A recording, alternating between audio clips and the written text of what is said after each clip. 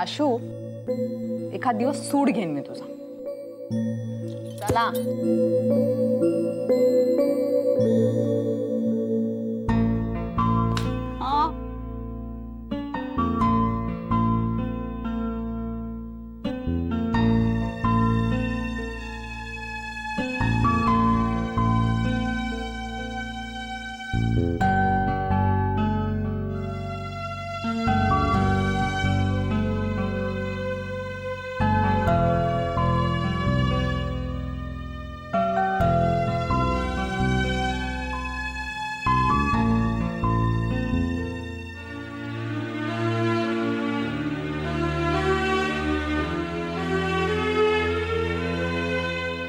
आशू, मला आता असं वाटतं ना की आपलं लग्न झालंय, हे आपलंच घर आहे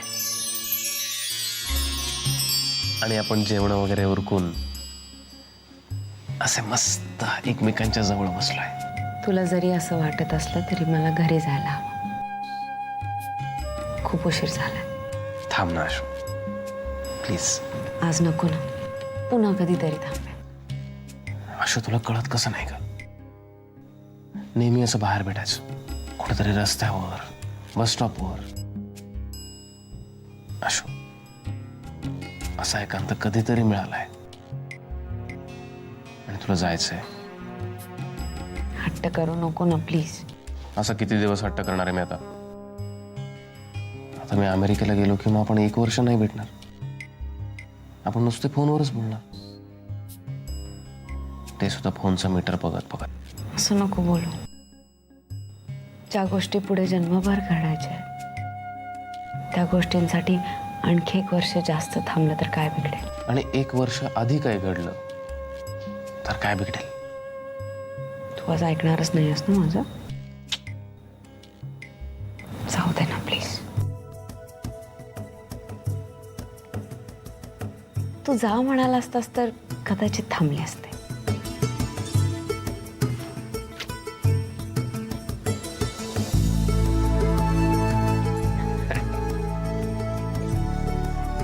अरे रोहन, काय बघतोयस?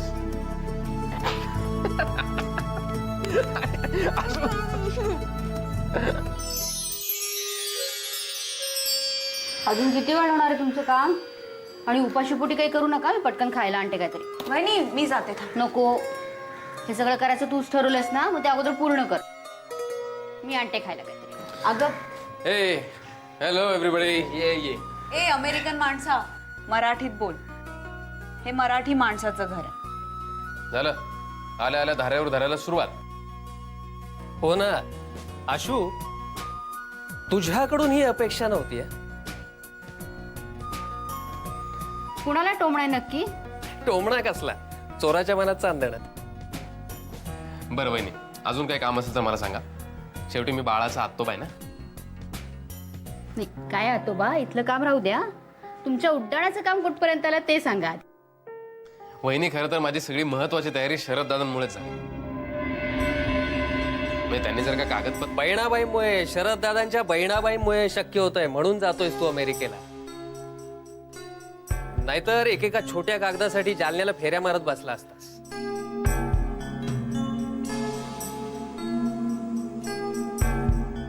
हे मात्र खरं आहे, अश्विनीला सगळी शिस्त ह्यांनीच लावली. आजकाल कुठला कागद कामी येईल काही सांगता येत नाही. आणि आमच्या उणगीला पण शिस्त लावायला हवी. अहो, जरा लक्ष द्या तिच्याकडे. तू बस, तू आल्यास तर सगळ्यांसाठी खायला घेऊन येतो. चहा घेशील ना? हो.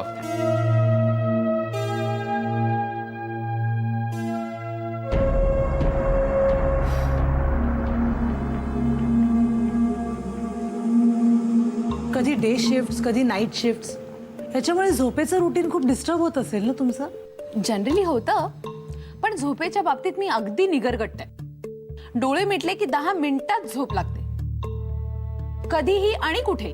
अगदी चांगला गुण आहे हा. मनस्वास्थ्य ठणठणीत असण्याचं लक्षण आहे.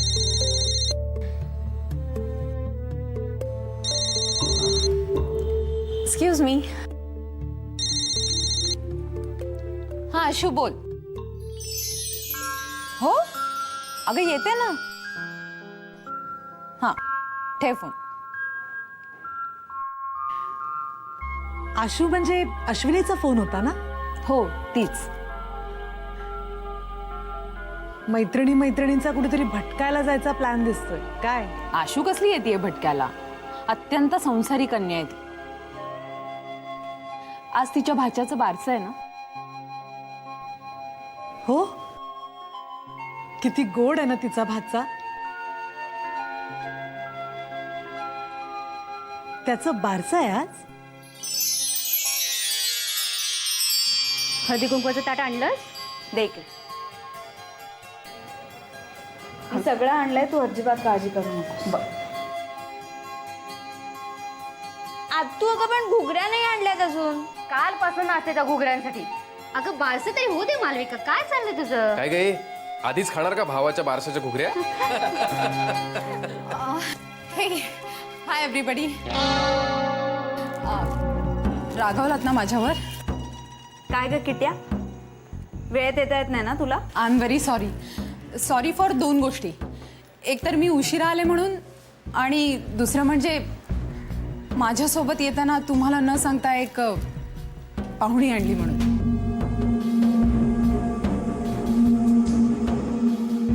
या ना, या. कम इन.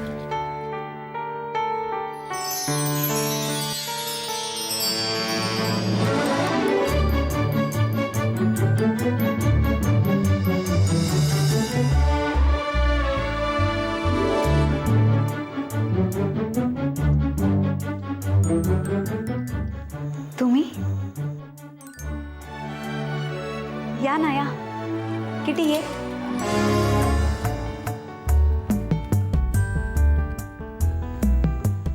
सॉरी हा, मी अगदी न बोलवता आली आहे, आगंतुकासारखी. हरकत नाही. आनंद आगंतुक आला तरी आवडतोच ना. मी ओळख करून देते. हा माझा दादा, शरद दादा. नमस्कार. नमस्कार. गोरेगावच्या सन्मित्र मंडळ विद्या मंदिरात संस्कृत शिकवतो. ही अंजली वहिनी. नमस्कार. नमस्कार. हे घर एवढं सुंदर आणि नेटनेटकं दिसतंय ना, तिच्यामुळेच. आणि या गुंड्याबाळाची आई सुद्धा ना. ही माझी मोठी मुलगी मालविका. छान नाव आहे. नमस्कार करते आत्या. सुखी राहा. मोठी हो, खूप शिक. तू अगदी नमस्कारच केलास. घरी कोणी मोठी माणसं आली तर त्यांना नमस्कार करून आशीर्वाद घ्यायचा असं सांगितलं आई बाबांनी.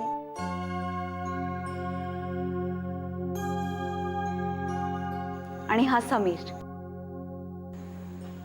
मी ओळखते याला. हाय. काय आणि ह्या मिसेस नमिता प्रधान. म्हणजे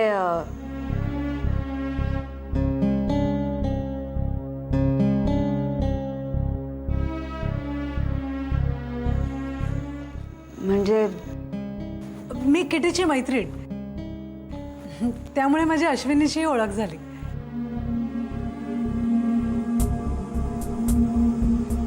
हो का?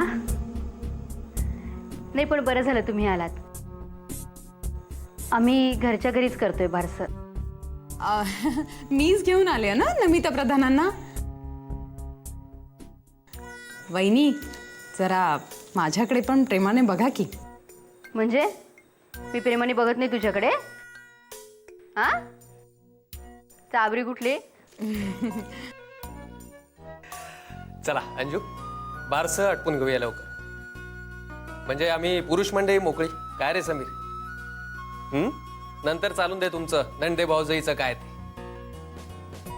आणि आज तर आम्ही तिघी आहोत. भारी पडू वहिनींना.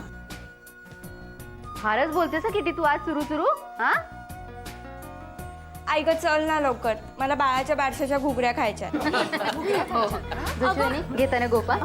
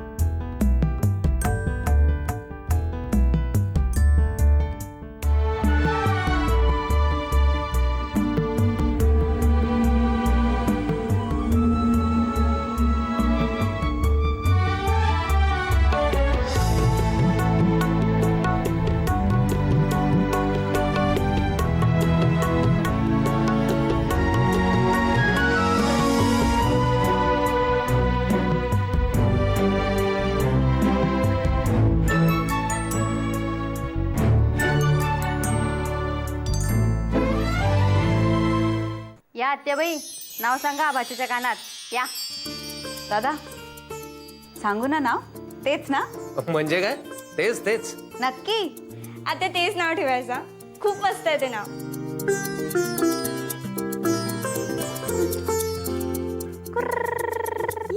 जोरात मारा, जोरात मारा.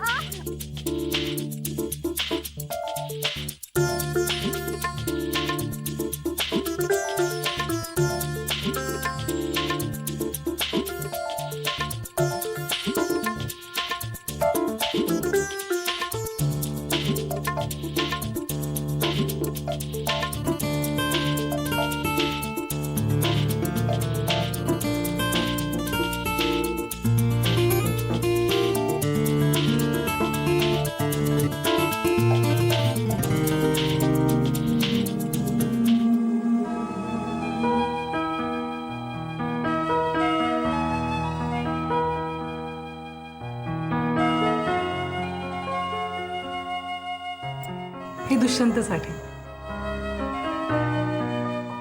हे कशाला आता? हो असं कसं? बारशाला रिकाम्या हाताने कसं येणार? मालविका हे घे. खरंच खूप छान नाव आहे दुष्यंत. म्हणजे हे नाव सगळ्यांना माहिती असतं, पण कोणी हे नाव ठेवत नाही. बाळाच्या बाबांनीच नाव ठेवलंय त्याचं. संस्कृतचे शिक्षक आहेत ना ते. संस्कृत शिकवणारे खूप शिक्षक असतात, पण तो भाषेचा सुसंस्कृतपणा आचरणात आणणारी माणसं फार कमी असतात. तुम्हाला खूप आवड असेल ना संस्कृतची? हो. अहो, कालिदासावर गाढा अभ्यास आहे त्यांचा. अख्ख्या महाराष्ट्रभर सतत त्यांची व्याख्यानं होत असतात. अख्ख्या महाराष्ट्रभर दसऱ्याला, संक्रांतीला विद्यार्थ्यांची सतत रीघ लागलेली असते घरी अगदी. खरंच खूप छान वाटलं तुम्हाला सगळ्यांना भेटून. येऊ मी? किटी येतेस ना मला बाहेरपर्यंत सोडायला? एकट्याच जाताय का पुढे? नाही म्हणजे टॅक्सी रिक्षा सांगू? नाही नाही, मी गाडी आणली आहे माझी. आता ओळख झाली तर येत जा, आपलंच घर समजा. येईन ना, माझं बाळ झालं की येईन दुष्यंत बरोबर खेळायला. म्हणजे तुमच्याकडे पण गुड न्यूज आहे का? अभिनंदन.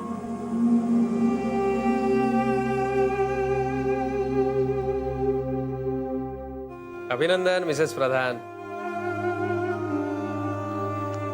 थँक्स. पहिलंच का?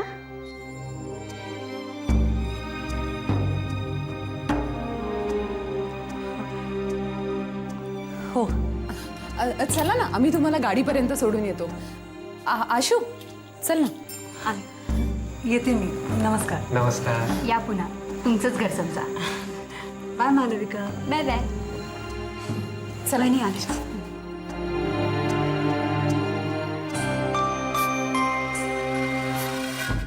सॉलिड इम्प्रेशन मारून गेली ना ती नमिता प्रधान. ती स्वतःही इम्प्रेस होऊन गेली. पहिल्या ओळखीतच वाकून नमस्कार करणारी मुलगी आणि जाताना हळद कुंकू लावणारी बाई पाहिलीच नसेल ना तिने. असं काही नाहीये. प्रत्येक मराठी माणसाच्या घरात हे सगळं होत असतं. तू एकटीच परग्रहावरून आलेस ना म्हणून तुला असं वाटतं. आज समीरच आला होता अननोन प्लॅनेटवर. माझ्या बरोबर नमिताला बघून एलियन सारखा झाला होता त्याचा चेहरा. नको ना बोलू त्याला. डोक्यावर बसवून ठेवलायस तू त्याला. कसा वागत होता बघितलंस ना. एक शब्द बोलला नाही माझ्याशी. काय प्रॉब्लेम काय आहे त्याला? जाऊ दे ना. तू अशी सारखी सारखी विड्रॉ होऊ नकोस अश्विनी. त्याला जरा खडसावून विचारायला शिक. त्या नमिताशी बोलायला गेलीस ना तू, तेव्हा थोबाडावर 12:15 वाजले होते त्याच्या. त्याला त्याची पण टेन्शन आहेतच ना. कुणाला नसतात टेन्शन. हे बघ, खरं तर तुझ्याही आधीपासूनचा मित्र आहे तो आमच्या. अरे पण मित्र आहे म्हणून काय आमचे पर्सनल डिसिजन पण कंट्रोल करणार का तू? असं कुठे काय म्हणतोय तो? त्या दिवशीचं भांडण विसरलीस का तू? मी काही विसरलेले नाहीये. पण तुला एक कसं कळत नाही, हाताची पाची बोटं सारखी असतात का? तुझा सरोगेट मदर होण्याचा निर्णय मलाही खटकलाच होता ना सुरुवातीला. तेच म्हणते. आताही तुला काही ते फारसं पटत नाही, पण तो माझा डिसिजन आहे म्हणून आणि आपल्या मैत्रीकडे बघून मान्य केलंस ना तू ते. हे समीरला सुद्धा पटेल आज ना उद्या. कधी? अमेरिकेला गेल्यावर? अरे हां, ते अमेरिकेवरून आठवलं. त्याच्या फंड्सचं काय झालं, जमले का? झालं, जमले, पैशांची व्यवस्था झाली. Wow, that's great. कुठून जमले? आमचा एक जालन्याचा मित्र आहे, तो इथे मिडास फायनान्स कंपनीत काम करतो. त्याने केली व्यवस्था. Finance company? बापरे, म्हणजे दाबून व्याज असणार.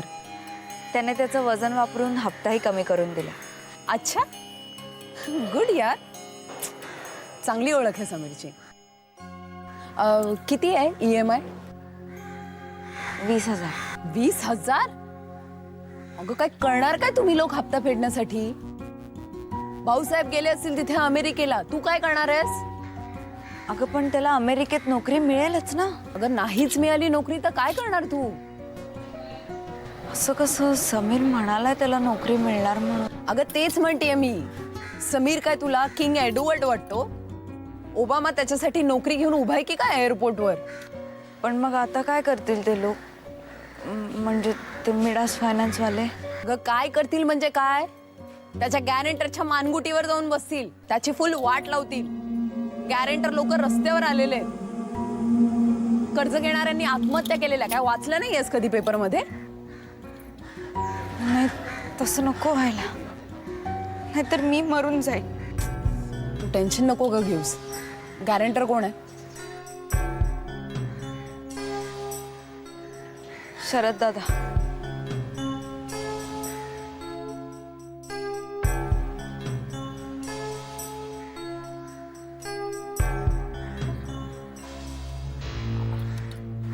आशू,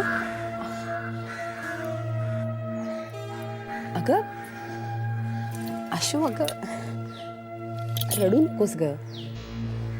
मी आहे ना, आपण सगळे आहोत. नक्की काहीतरी करू.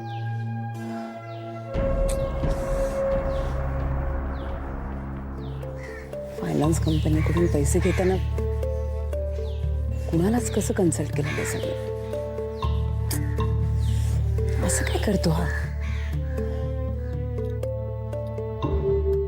आओ, हा काय ग?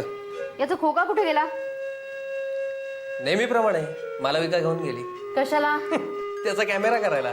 काय करत असं नाही की पात्रच आहे अगदी. बाकी काय म्हण, बारसं मात्र छान झालं. हो, अगदी थोडक्यात. माझ्या मैत्रिणीला बोलवलं होतं. अहो प्राची, तिने का पोस्टाची एजंट आहे, पण ती काय आलीच नाही. पण ही नमिता प्रधान कशी आली आपल्याकडे? म्हणजे अचानकच आली नाही? आपल्या आशुशी पण ओळख आहे म्हणत होती नाही? हो, किटीची मैत्रीण आहे ना. किटी आणि अश्विनी जिवलग प्रकरण झालंय. गेली किटी? हो, छान झालं बारस. हे बघ, तुझ्या त्या नमिता प्रधाननी काय दिलंय. सोन्याचे वाळे 10 ग्रॅम तर कुठे नाही गेले बाई. हो ना. काय ग, ही नमिता प्रधान कोण? तू शुभंकर प्रधान नाव ऐकलंयस? प्रधान कन्स्ट्रक्शन आणि इंजिनिअरिंग वाले. अरे बाप रे, बडं प्रस्थ आहे ते. अगं अनेक शहरात त्यांची रस्त्यांची आणि पुलांची कामं सुरू आहेत. त्यांची ही कोण? बायको. बाई खरं की काय? किटीला कुठे भेटली? म्हणजे दोघींचा काय संबंध? नाही, ते मला नाही माहिती. नाही पण अगं ती तुला पण ओळखते म्हणाली. तुला समीरला दोघा नाही?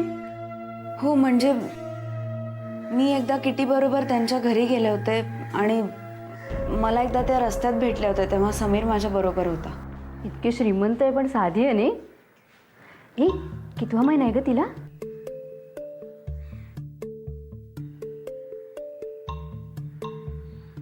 मला नाही माहिती. तिला काय विचारतेस? अहो मैत्रीण आहे तिची, म्हणून म्हटलं माहिती असेल तिला.